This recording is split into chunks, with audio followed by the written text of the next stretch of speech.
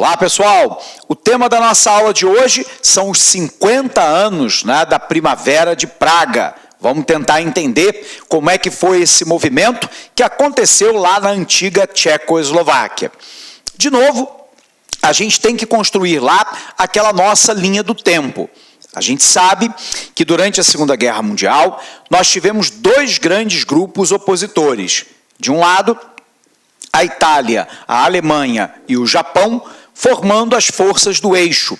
E do outro lado, os Estados Unidos, a União Soviética, o Canadá, a França liberta, o Reino Unido, o Brasil, a Austrália, a Nova Zelândia, lutando contra o grupo das forças do eixo.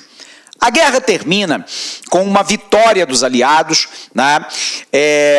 em 1945, em maio de 45 na Europa e em agosto de 45 com a derrota do Japão depois de duas bombas nucleares. Estados Unidos e União Soviética, que eram aliados durante a Segunda Guerra Mundial, vão iniciar um período que vai de 1945 a 1991. Portanto, do final da Segunda Guerra Mundial até o fim da União Soviética em 1991, que ficou caracterizado como período da Guerra Fria, da bipolaridade, da divisão do mundo em duas esferas de influência, capitalismo versus socialismo, portanto, um conflito ideológico, um conflito militar, uma disputa por áreas de influência. Nesse sentido, quando nós olhamos para o teatro de operações da Segunda Guerra Mundial, as forças ocidentais, lideradas sobretudo pelos britânicos, pelos franceses libertos e pelos Estados Unidos, avançava em direção à Alemanha pelo oeste, enquanto que as forças soviéticas avançavam em direção à Alemanha pelo leste. O ponto-chave é que quando termina a Segunda Guerra Mundial, boa parte do leste europeu estava sob controle soviético. E aí, a União Soviética impôs, pelo uso da força armada, a imposição de um regime socioeconômico comunista nos países de sua área de influência. Isso aconteceu com a Hungria, com a Polônia, com a Tchecoslováquia, com a Iugoslávia e uma série de outros países. Bom, no caso específico lá da Tchecoslováquia, lembrando que hoje a Tchecoslováquia não existe mais, houve um processo após o fim da União Soviética em 91 de separação entre uma República Tcheca e a República da Eslováquia. Mas naquele momento elas eram lá um país uno. E aí, nesse país uno, nós sabemos que foi imposta um comunismo no modelo stalinista, portanto, com forte perseguição a todos os grupos que eram contrários ao comunismo, uma doutrinação ideológica muito forte, o expurgo de qualquer meio de comunicação que fosse pró-capitalista e não pró-comunista no modelo stalinista. Havia um culto da personalidade, da figura do próprio Stalin e de personagens fortes dentro de cada um dos países que compunham a Europa Oriental. Esse modelo de produção foi garantido por uma estatização dos meios de produção, tudo passou a pertencer ao Estado, e todo mundo trabalhava para uma fonte estatal. Não havia liberdade de imprensa, não havia liberdade de ir e vir, não havia liberdade de organização e havia um único partido político, portanto, um sistema monopartidarista. Esse era o modelo que a União Soviética implementou no leste europeu. No entanto, na década de 1950, assumiu o poder da União Soviética o Nikita Khrushchev.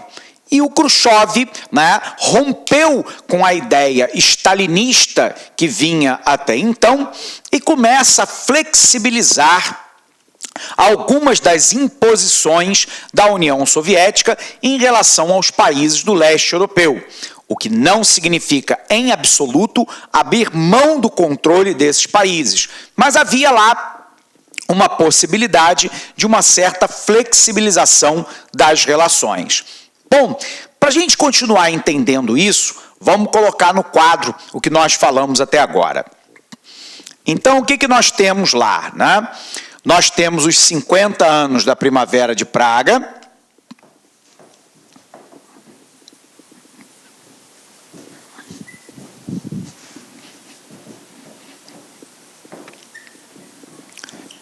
E aí, com o fim da Segunda Guerra Mundial,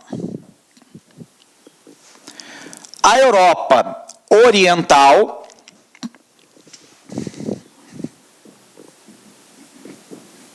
ficou sob controle soviético.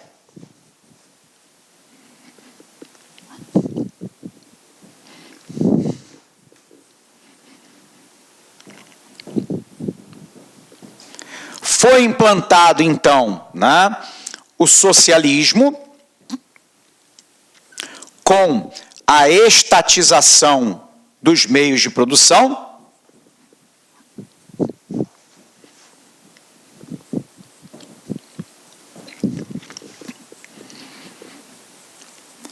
por um outro lado, a ideia do monopartidarismo, um único partido político,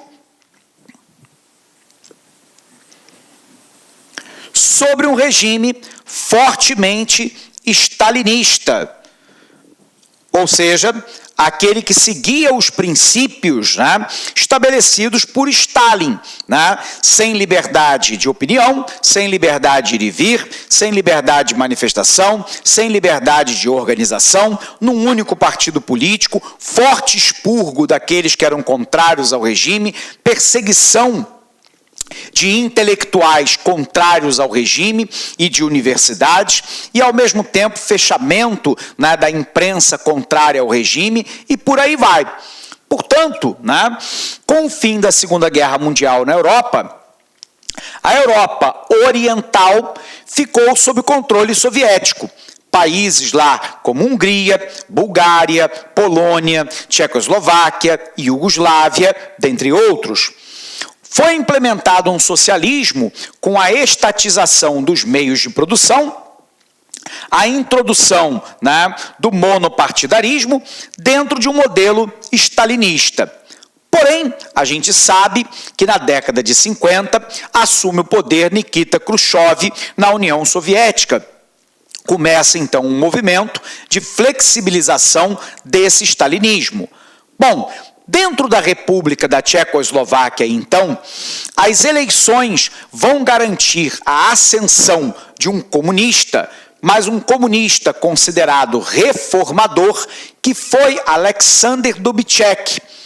Alexander Dubček chega ao poder e ele inicia um movimento de reforma, né, do comunismo, que ele diria que tinha que ter a cara da população, ou seja, um comunismo com a cara do povo, um comunismo humano, né? Um comunismo que não fosse aquele stalinista implementado no seu país. Ele começa então lá por uma série de reformas que foram aprovadas no parlamento, como a liberdade de opinião, a liberdade de imprensa, a liberdade de ir e vir, a possibilidade de direitos iguais para homens e para as mulheres. A ideia era fazer um comunismo, né, do tipo humano, que levasse em consideração o desejo e a manifestação plural das pessoas.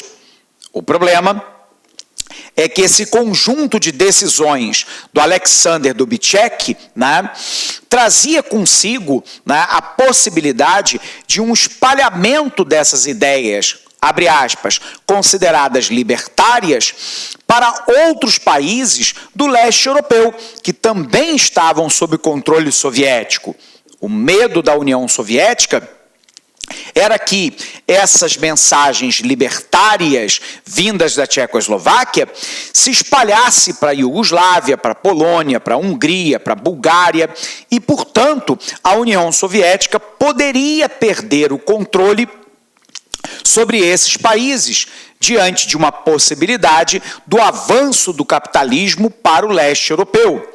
Para poder impedir que isso acontecesse, Nikita Khrushchev envia emissários, né, à Tchecoslováquia, pedindo lá a atenuação dessas medidas que foram tomadas por ele e referendadas pelo parlamento.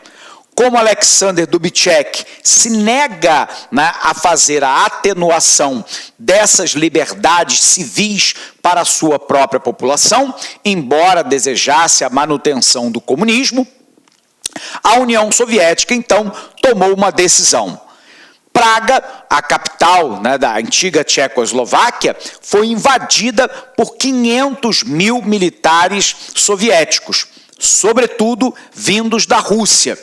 Esses militares entraram com os tanques na praça em Praga e impuseram ao regime de Alexander Dubček a revogação dessas medidas libertadoras do próprio povo. A terminologia Primavera de Praga é uma referência a um possível florescimento das liberdades civis e políticas naquele país, sendo levada a cabo por um líder comunista, porém, que queria um comunismo democrático, um comunismo popular, um comunismo com a face humana, que foi o Alexander Dubček. Só que a União Soviética não permitiria que isso acontecesse. Quando 500 mil militares tomam o controle, né, da Tchecoslováquia, o Alexander Dubček não tem outra alternativa senão voltar atrás, né, e retirar, né, todo o conjunto de propostas que foram aprovadas no parlamento. E, portanto, ainda que a Tchecoslováquia tivesse aí uma situação melhor do que ela tinha sob o comando de Stalin, nós sabemos que a Tchecoslováquia ainda era fortemente comandada pelo regime soviético. Nikita Khrushchev estava disposto a permitir uma certa flexibilidade, mas não a perda de controle do leste europeu. Lembrando que, como dizia Winston Churchill, o primeiro-ministro inglês que comandou a Inglaterra na resistência durante a Segunda Guerra Mundial, Winston Churchill disse que, após a guerra, que uma cortina de ferro havia se batido sobre a Europa, dividindo a Europa, né, em lado capitalista e lado comunista. Então, o grande medo da União Soviética é que a Primavera de Praga pudesse se espalhar para um conjunto muito maior de países, o que faria enfraquecer a posição de domínio soviético sobre esses países. Beleza? Então vamos colocar aqui no quadro. Perdão? Apagando aqui.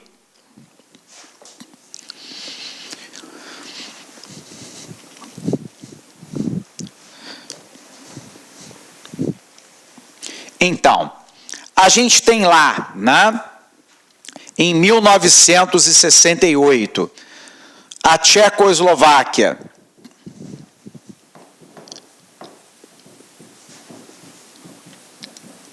iniciando lá uma fase do comunismo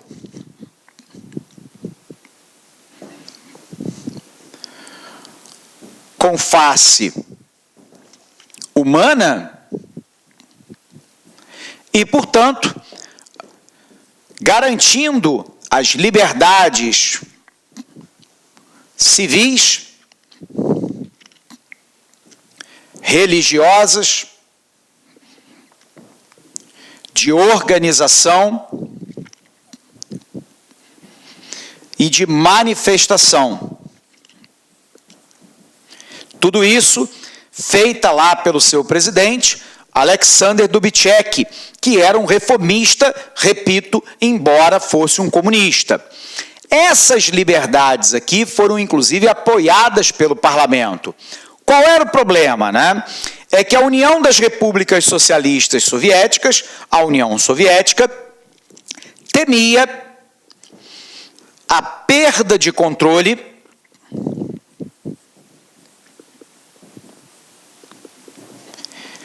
de países como a Polônia, a Hungria, a Iugoslávia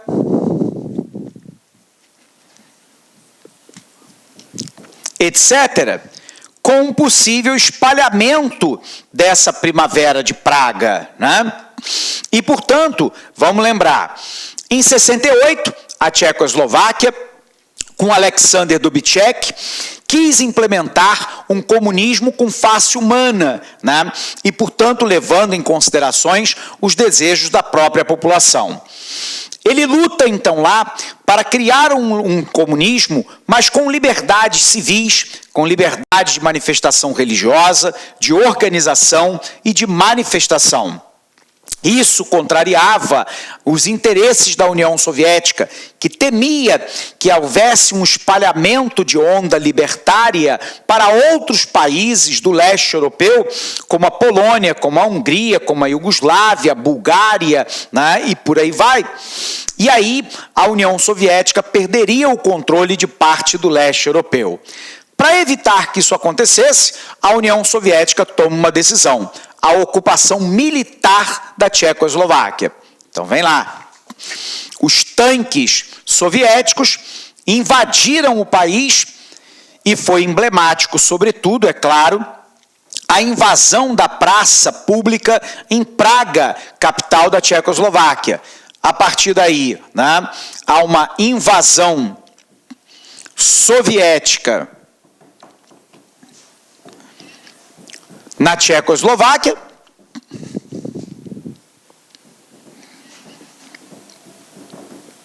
E Nikita Khrushchev, o líder soviético, impõe a retirada, né, da legislação libertária, né? Então, a Tchecoslováquia revoga a legislação libertária.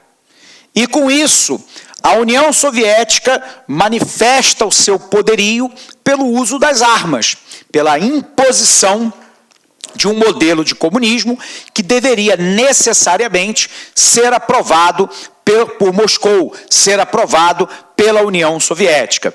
Aliás, o dado é interessante, né? Porque agora nós estamos tendo a Copa do Mundo, né, na Rússia.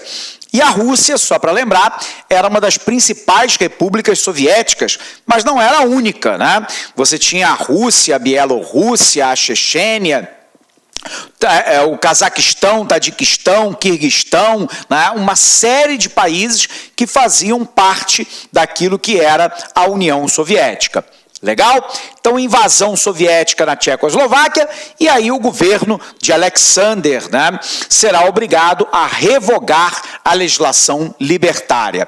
Nesse nosso ano, nós completamos, então, 50 anos, né, da Revolução de Praga, da Primavera de Praga.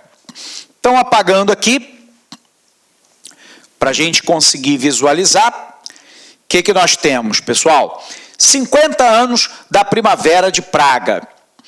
A Primavera de Praga é o nome que se dá ao período de 8 meses de efervescência política, cultural e social que aconteceu na Tchecoslováquia, hoje dividida em duas nações, a República Tcheca e a Eslováquia, em 1968. Essa movimentação era entendida como uma tentativa da sociedade tchecoslovaca de reformar o comunismo do país, que estava alinhado com as tendências ditatoriais impostas pela União Soviética.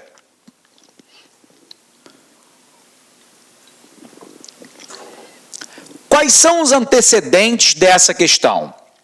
Após a Segunda Guerra Mundial, o leste da Europa foi ocupado por tropas da União Soviética e, a partir daí, esses países foram integrados ao bloco comunista e governados por partidos comunistas que se estruturaram com base nos moldes do comunismo soviético, ou seja, no stalinismo, nas ideias políticas de Joseph Stalin. Em todos eles, países comunistas do leste europeu, nós encontramos sistemas políticos unipartidários, é a mesma coisa que monopartidarismo, um único partido político, com estruturas de autoridade altamente centralizada, uma verdade cultural e intelectual oficialmente promulgada pelo próprio comunismo, determinada pela autoridade política, economias centrais planejadas, planificadas, pelo Estado, e até mesmo a relíquia mais óbvia da herança stalinista, líderes supremos de forte perfil. Em muitos desses países, o surgimento de um regime comunista havia sido imposto pela força das tropas soviéticas, mas, no caso da Tchecoslováquia, o surgimento de um regime comunista partiu de uma demanda social que via no comunismo uma esperança para as melhorias para o futuro.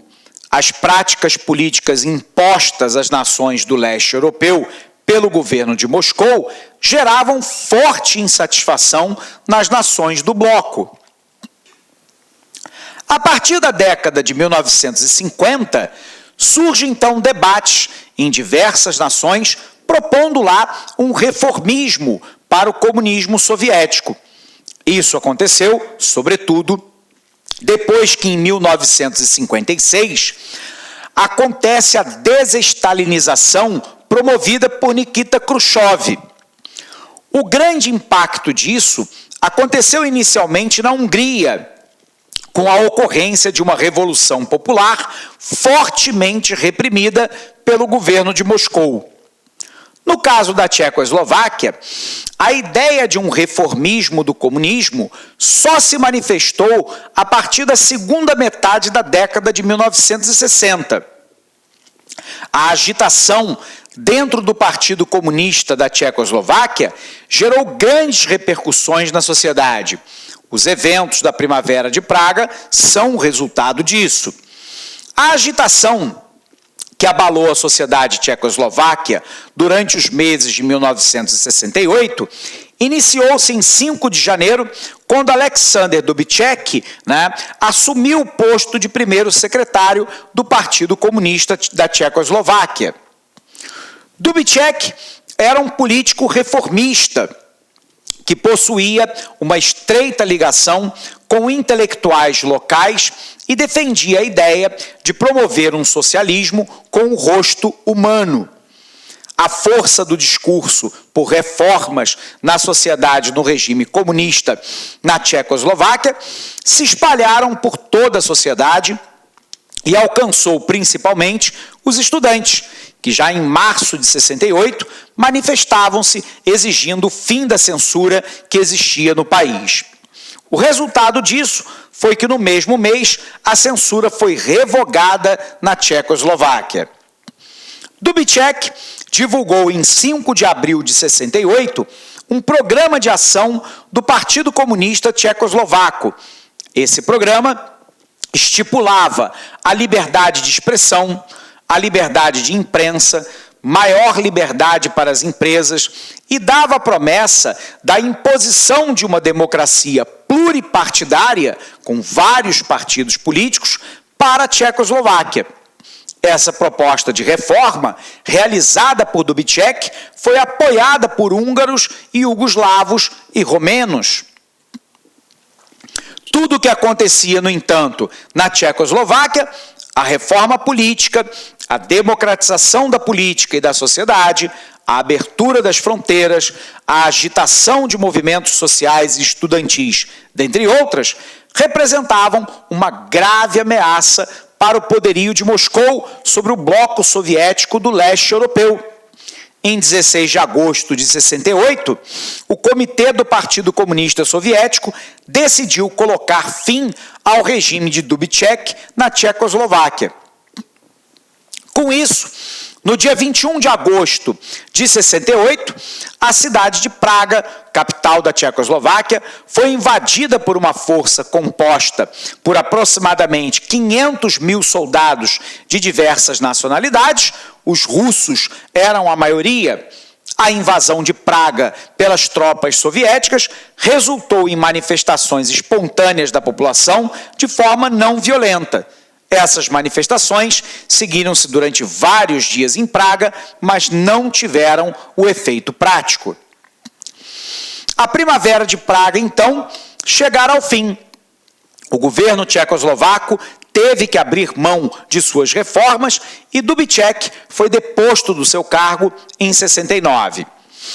Historiadores sugerem que o fracasso da Primavera de Praga e o descrédito que se estabeleceu no bloco comunista após isso deram início à decadência do bloco soviético. A manutenção deste nas décadas seguintes ocorreu apenas por causa do poderio econômico e militar da antiga União Soviética. Ok? Bom, pessoal, cerramos mais essa aula por aqui. Esse ano de 2018 tem uma série de comemorações aí, ou de lembranças, né, de 50 anos de alguma coisa, mostrando lá que 1968 foi um ano, como se diz no Brasil, que não terminou. Ok? Um abraço imenso para você, bons estudos e até o nosso próximo encontro. Até lá!